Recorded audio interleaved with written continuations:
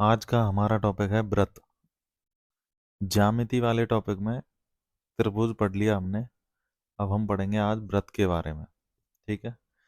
व्रत व्रत सर्किल। स्थिर बिंदु को व्रत का केंद्र, जैसे कि ये स्थिर बिंदु है और यह है व्रत का केंद्र है, तथा केंद्र से व्रत के प्रत्येक बिंदु की नियत दूरी को उस व्रत की त्रिज्या कहते हैं। ये व्रत की त्रिज्या है, ओ से लेकर के ए तक। ये व्रत की त्रिज्या है यहां से यहां तक। ठीक है। किसी तल से किसी तल में स्थित एक स्थिर बिंदु से नियत दूरी पर रहते हुए उसी तल में गमन करने वाले बिंदु का बिंदु पथ एक व्रत कहलाता है। जैसे कि यहां से अगर यहां पर हम एक स्थिर बिंदु मतलब समान दूरी पर एक ही दिशा में हम ऐसे गमन करते हैं, तो जो एक बिंदु पथ बनता है ना, पूरा गोल सर्कल, ये पूरा व्रत हो जाता है। ठीक है। ये तो नॉर्मल सी है, व्रत सभी जानते हैं कि व्रत क्या होता है। ठीक है। व्रत का एक संतत भाग उस व्रत का चाप कहलाता है। लगातार हम एक कोई भी भाग, जैसे ये गया यहां से यहां तक, ये इसकी चाप है।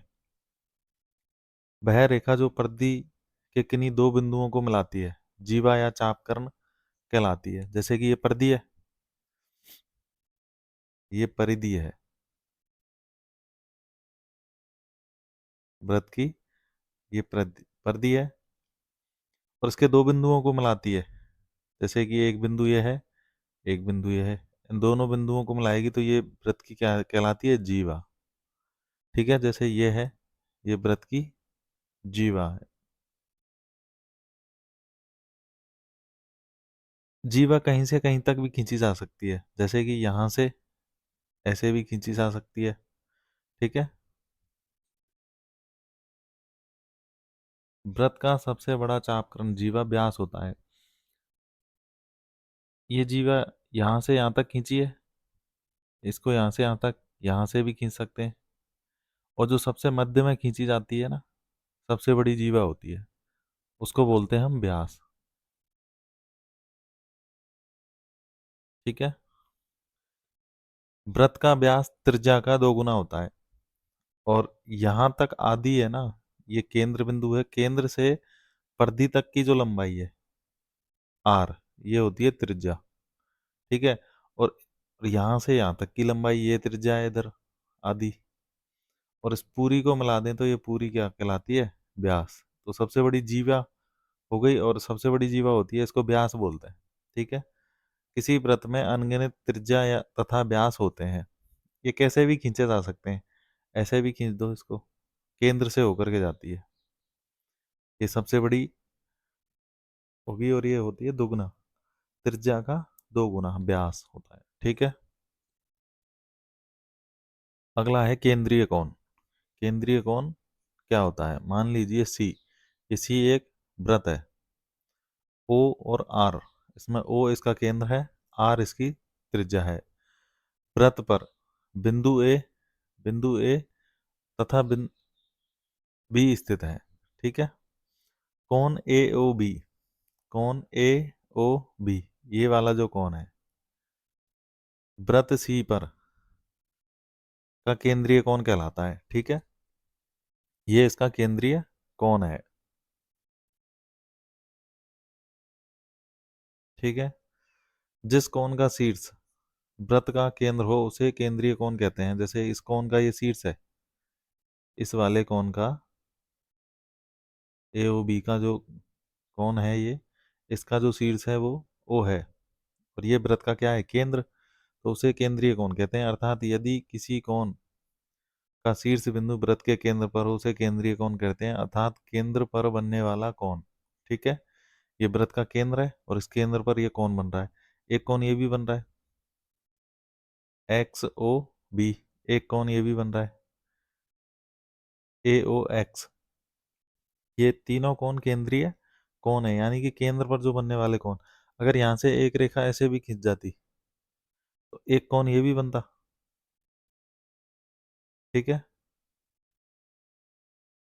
अगर रेखा यहाँ बनती, एक कोण ये बन जाता, एक कोण ये बन जाता, एक कोण ये भी बन रहा है। तो जो केंद्र है ना वृत्त का, वहां पर जो कोण बनता है उसको क्या बोलते हैं? केंद्रीय कोण। ठीक है। अगला हम पढ़ेंगे वृत्तखंड। वृत्तखंड और त्रिज्यखंड क्या होते हैं? वृत्त की जीवा संपूर्ण वृत्त को दो भागों में या दो खंडों में विभाजित करती है। ये वृत्त है, इसकी ये जीवा है। ठीक है। ये इसका केंद्र है, और यहां से यहां तक जो होती है ये होती है त्रिज्या। और इसको अगर केंद्र से होकर के सीधा पूरा कर देते हैं तो ये क्या होती है? ये हो जाता है व्यास, त्रिज्या का 2 गुना। और सबसे बड़ी जीवा होती है इसी को। ठीक है। तो ये इसको दो भागों में विभाजित करती है। ये इसकी जीवा है, ये दो भागों में विभाजित कर रही है। ठीक है। प्रत्येक खंड को वृत्तखंड कहते हैं। एक खंड ये ऊपर भी है, एक ये नीचे है, एक ऊपर है ना। ठीक है। वृत्त के छोटे खंड को लघु वृत्तखंड, ये जो खंड है इसको बोलते हैं लघु। लघु यानी छोटा, वृत्तखंड। ठीक है। और ये जो ऊपर वाला भाग है पूरा, ये पूरा, इसको बोलेंगे दीर्घ।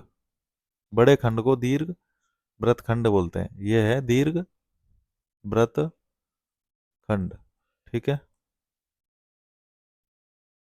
अब है त्रिज्यखंड। वृत्त की दो त्रिज्याएं भी वृत्त को दो हिस्सों में विभाजित करती हैं। वृत्त के प्रत्येक खंड को त्रिज्यखंड कहते हैं।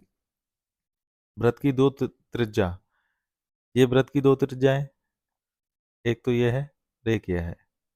ये भी वृत्त को दो भागों में विभाजित कर रही है, एक तो ये है और एक ऊपर वाला। ठीक है। ये हो जाता है नीचे वाला लघु त्रिज्यखंड, क्योंकि ये छोटा है।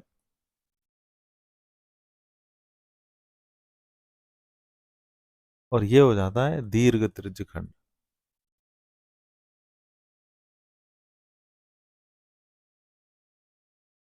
ठीक है।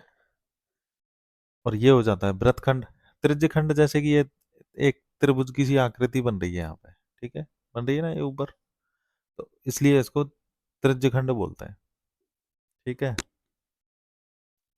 अगला है हमारा वृत्त में समान लंबाई की जीवाएं केंद्र पर समान कोण बनाती है। ये वृत्त है, इसमें जो समान लंबाई की जीवा है, जीवा पी और क्यू और आर एस, ये दोनों जीवाएं समान लंबाई की हैं। तो ये जो केंद्र पर जो कोण बन रहा है ना, ये वाला कोण और ऊपर वाला कोण, ये दोनों यहाँ केंद्र से जो कोण बनाती हैं, ये कोण समान होते हैं। वृत्त में वे जीवाएं जो अपने केंद्र पर समान कोण बनाती हैं, वे जीवाएं लंबाई में समान होती हैं। जिनका कोण समान बनता है वो लंबाई में भी समान होंगी, और जो समान लंबाई की होंगी वो कोण भी समान बनाएंगी। वृत्त में समान लंबाई की जीवाएं केंद्र के समदूरस्थ होती हैं। ठीक है। समान लंबाई की जो जीवाएं, इसकी जो लंबाई अगर यहाँ से यहाँ भी कोई जीवा इसी की लंबाई की खींच देते हैं ऐसे, तो केंद्र से इसकी जो दूरी है ये और ये वाली दूरी, ये सब समान होंगी। ठीक है। ओ एम बराबर ओ एन। ओ एम इसकी जो लंबाई है यहाँ से यहाँ तक, वही लंबाई यहाँ की होगी, और इसकी भी लंबाई उतनी होगी अगर इस जीवा की लंबाई इसके बराबर है तो। ठीक है। इस पूरी जीवा की लंबाई के बराबर है ये वाली, तो इसका भी कोण भी इसके समान बनेगा, और इसकी लंबाई केंद्र से भी इसी के समान होगी। ठीक है। वृत्त के केंद्र से समदूरस्थ जीवाएं लंबाई में भी समान होती है। यहां से अगर इतनी दूरी की यहाँ होकर के एक जीवा और खींच दी जाती है, तो ये भी इन्हीं के समान लंबाई में होगी, इनके लंबाई के समान ही होगी ये जीवा की लंबाई भी, इन सभी के। ठीक है।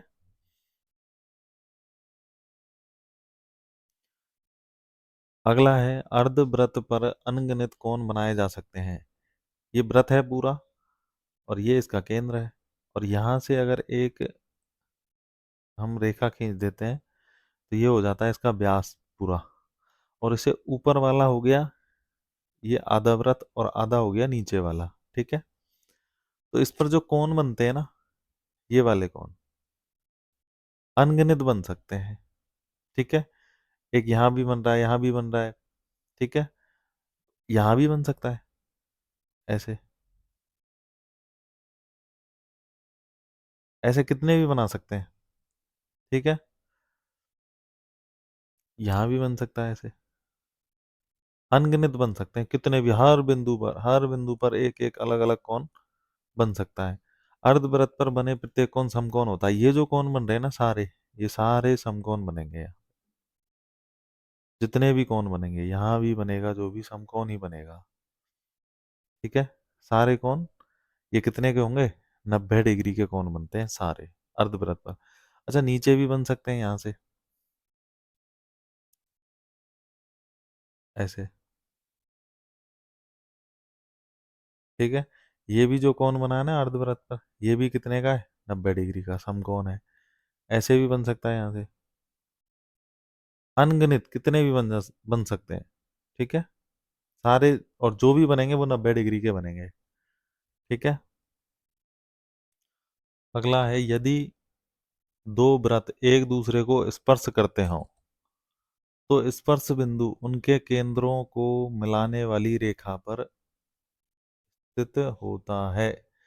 जैसे कि ये दो वृत्त हैं, ये आपस में एक दूसरे को स्पर्श कर रहे हैं यहाँ पे। तो स्पर्श जो बिंदु है ना, यहाँ जहाँ स्पर्श कर रहे हैं वो स्पर्श बिंदु जो केंद्रों को मिलाने वाली रेखा, इन दोनों केंद्रों को जो मिलाने वाली रेखा होती है ना, ये इस पर स्थित होता है यहाँ। ठीक है, ये चाहे व्रत ये बाहरी स्पर्श कर रहे हैं बाहर से, और यहाँ देखो ये अंदर स्पर्श कर रहे हैं। यहाँ जो स्पर्श बिंदु है वो इन दोनों वृत्तों के जो केंद्र है, ये जो केंद्र है, इस केंद्र को जो मिलाने वाली रेखा है ना, उस पर स्थित होता है यहाँ। ठीक है, वृत्त की परिधि पर स्थित किसी एक बिंदु पर केवल एक ही स्पर्श रेखा खींची जा सकती है। ठीक है, क्योंकि स्पर्श रेखा वृत्त की त्रिज्या पर लंब होती है, अर्थात 90 डिग्री का कोण बनाती है। ठीक है, जैसे कि ये वृत्त की परिधि है, इस पर जो एक बिंदु है, ये बिंदु है, यहाँ से एक स्पर्श रेखा खींच सकते हैं हम। ये कोई बिंदु है तो यहाँ से भी एक स्पर्श रेखा ऐसे खींच सकते हैं हर बिंदु से। तो परिधि पर तो अनेक सारे बिंदु होते हैं, हर बिंदु से एक स्पर्श रेखा खींच सकते हैं। स्पर्श रेखा ऐसे भी खींच सकती है, और ये जो स्पर्श रेखा है ना, ये त्रिज्या पर लंब होती है, ये त्रिज्या है और इस पर ये लंब होती है, और यहाँ 90 डिग्री का कोण बनाती है त्रिज्या पे। जैसे ये स्पर्श रेखा खींची हमने यहाँ, और यहाँ जो ये लंब है इस पे, और ये 90 डिग्री का कोण बनाएगी। ठीक है, ये स्पर्श रेखा है यहाँ, तो ये त्रिज्या पे यहाँ 90 डिग्री का कोण बनाएगी। ठीक है, पूरी परिधि पर अनंत स्पर्श रेखाएं खींची जा सकती है। अनंत मतलब हर एक बिंदु पर कहीं से भी खींच लो आप। ठीक है, ऐसे खींचेंगे इस बिंदु से तो यहाँ पे भी ये 90 डिग्री का कोण बनाएगी। ऐसी सरल सरल रेखा ऐसी सरल रेखा जो वृत्त की परिधि को दो बिंदुओं पर काटे, एक बिंदु ये, एक बिंदु ये, यहाँ से अगर कोई रेखा निकले दो बिंदुओं पर ये काटती हुई निकल रही है, तो ऐसी रेखा को छेदन रेखा कहते हैं। ठीक है, जब दो वृत्त एक दूसरे को पृथक पृथक बिंदुओं पर काटे, जैसे ये दो वृत्त हैं। ठीक है, ये व्रत ए और व्रत बी, ये एक दूसरे को अलग अलग बिंदुओं पर काट रहे हैं, यहाँ और यहाँ दो बिंदुओं पर काटे, तो इसे व्रतों का प्रतिच्छेदन कहते हैं। ये एक दूसरे को प्रतिच्छेद कर रहे हैं। ठीक है, यदि दो व्रत एक दूसरे को प्रतिच्छेद करें तो उनके प्रतिच्छेदन बिंदु को मिलाने वाली रेखा व्रतों की उभयनिष्ठ जीवा कहलाती है। तो ये दो प्रतिच्छेदन बिंदु हैं, तो इनको जो मिलाने वाली रेखा है, ये मिलाने वाली रेखा व्रतों की उभयनिष्ठ जीवा कहलाती है। तो ये एक जीवा बन जाती है अंदर, उभयनिष्ठ ये दोनों की। जैसे ये वाला व्रत है तो इसकी ये जीवा है, ऐसे ही इस वाले व्रत की जीवा, तो ये उभयनिष्ठ हो गई दोनों की। ठीक है,